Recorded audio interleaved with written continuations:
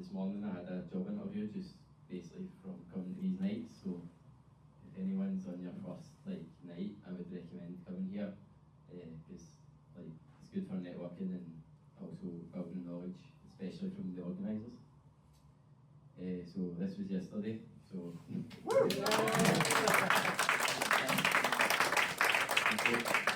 so I have busy 2 days, so graduating, interviewing, never thought. So I'm a graduate, but I do have a job at the moment, but if you look at the description of the job, it's something that probably resonates with people in here. Empathy, communication, but this is from being a support worker, so I look after people with complex behaviours, and I'm just going to speak about how that led me into studying UX. So this is the course that I've just finished. Some of you might be familiar with the university. I'm not getting any commission from them for promoting it, but I told them I'd give them some good feedback. So if you're maybe in a situation where you don't know what you want to do, I would recommend doing this course. So I was from a graphic design background, but when I combined that with my empathy and support work, then I started looking into UX design and what it really means, and some of the modules that are underlined are the ones I'll speak about. So this was the module I would say that turned me towards being maybe a graphic designer and more a creative, towards more of a passion for UX. So in user psychology you study these different modules, and these are attention economy and synesthesia. So I found these quite interesting because the guy I support, he's got autism, and it's kind of like what you were saying about the brain being in a different channel. I really don't know what he's thinking of at the time, but it would fascinate me to see it. So that kind of got my interest in thinking more about what people with accessible needs are thinking, and a bit deeper behind what's actually going on in people's thoughts. So this led into the next module. So everything's kind of in an order where it leads into the next thing. So UI UX, this is the module I was this is why I joined the course, to be honest. And it's very good the experience you get because the BBC came in, and this is the challenge that they gave us. So you can maybe have a think about how you would approach this. I'm not going to go through the entire project, but I'll just kind of condense it into a quick run through. So this is some of the research I did. So Gen Z are basically dropping off from using the BBC, and they see that as a threat to their existence, basically. So Gen Z's a demographic I don't really have any frequent contact with, so I had to kind of read into their pain points and their needs and goals. So as I've highlighted here, they enjoy being connected, and obviously there's growing costs and stuff, so they can't always attend live events. So I thought about how could you connect them to an event run by the BBC even if they're not there. So I had a video to show here, but I'm just going to condense it to some screenshots. I know I've kind of skipped my process a little bit, but I just want to show everything I've done. So I did the Euro 2024 as the event, but if you look here, you can see offered the user all events, so Tour de France, Wimbledon, and my decisions here were kind of based off of popular apps like Instagram for the story feature, just for Miller's Law, so the user would be familiar with products they already use. And I've just got it's a chat function when the event's on, so it's kind of like what YouTube do. But if you look at YouTube's chat, it can become oversaturated with comments. So my idea was you create your own chat, maybe with you and 2 of your friends or your family, and you discuss the event while watching it at the same time. So that was for the Euros, and also this generation are like always connected, so I created like a VR setup with the experience there when maybe like watching the crowd to feel like you're there, to kind of get the atmosphere.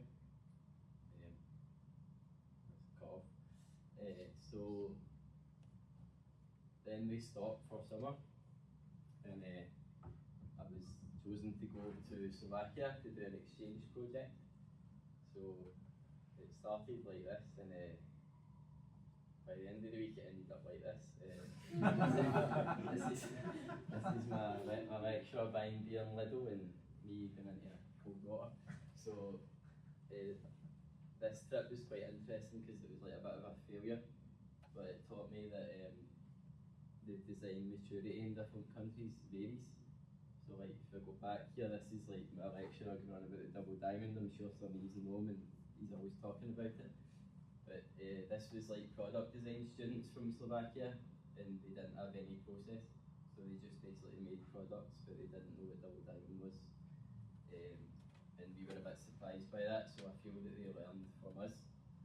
In the end, it didn't really materialise to success, but I found it quite interesting to see how different countries approach like UX. So it's going to jump into fourth year now. So this is like the big year. Obviously, you pick your subject, the honours project.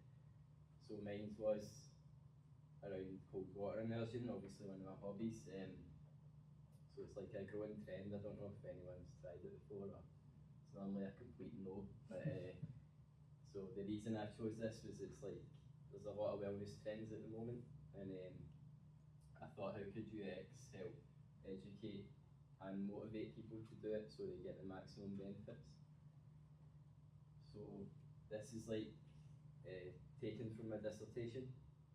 So my dissertation focused on does it actually help you and highlighting some of the risks. So if you look at this, like there's a lot of accidents in Scotland around cold water immersion. So as this reference says, in an area of growing wellness trends, it's important to understand them. So I contacted like users of various apps like Strava and Duolingo and apps that push people to do difficult things. I didn't really mention cold water because I didn't want to scare them away, but you can see I got quite good feedback, and they highlighted some of the things that brings them back to the product. So like daily streaks or progress tracking were popular. So I carried this information forward. And then I spoke to a focus group who take part in cold water immersion, and basically said to them, do you use any platforms, do you know about risks, and what keeps you doing it? So the answers at the bottom is what keeps them doing it, and what they would maybe like to see. So the community, social, peers, these words were appearing more, so I thought, okay, right, they do it because it's a social thing. So again, my dissertation looked at how you could drive a user through UX to do this difficult thing, like cold water, but it could have been about anything really, I guess. So I looked at the hook model, daily streaks, gamification, and also social motivation. So someone maybe going for a run and they get like respect from their friends, so that was like a section of my dissertation as well. So this is like post-dissertation, but if you look at the date here, last Sunday, Strava released the gamified streak thing that Duolingo did. So it shows gamification is more relevant than ever at the moment. So they basically want people to run every day, and they're using UX to do it. So Strava and Duolingo, as I said, they were the prominent apps. So I did like a heuristic markup on them based off the 10 usability heuristics, and thought about what they do well and what they could maybe do better. And just a wee insight into my process for moving forward. Followed the double diamond process and looked at like Kano and Moscow prioritization, and just trying to identify like user needs for whether they're a cold water like enthusiast or a newbie to it. So I did some user testing on like a prototype, just kind of lo-fi, thanks to Craig there, he was one of the participants, and got feedback and kind of moved forward with it. So I came up with this brand here, cold, which is the Scots word for cold. That was inspired by Strava, which is another non-English word. So the colour scheme here is based off the colour psychology thing that I learned in third year.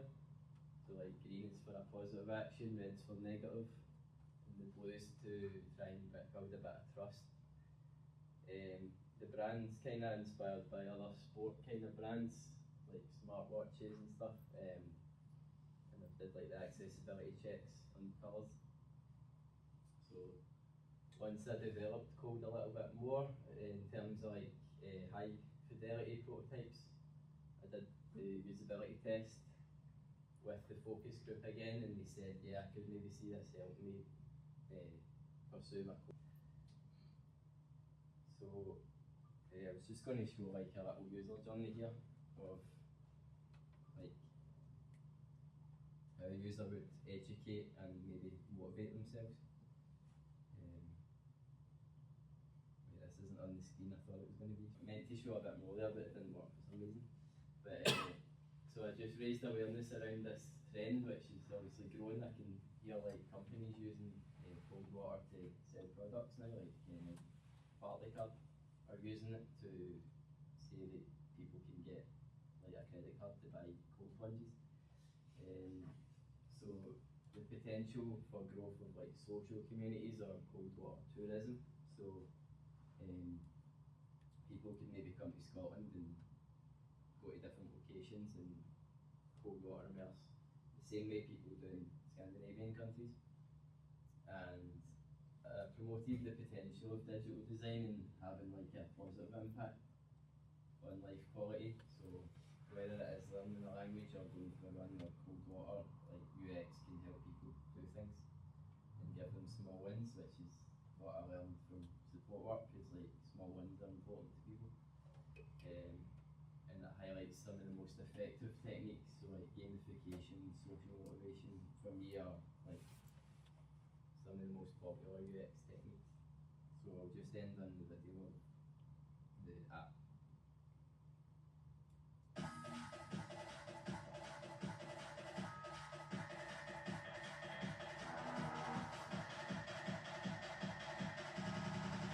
You're in. The cold is intense, and so are you. Every second you stay, you're building mental armor. Breathe through it.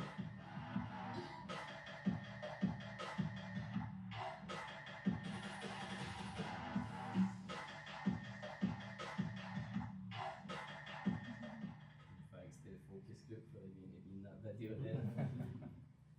So thank you.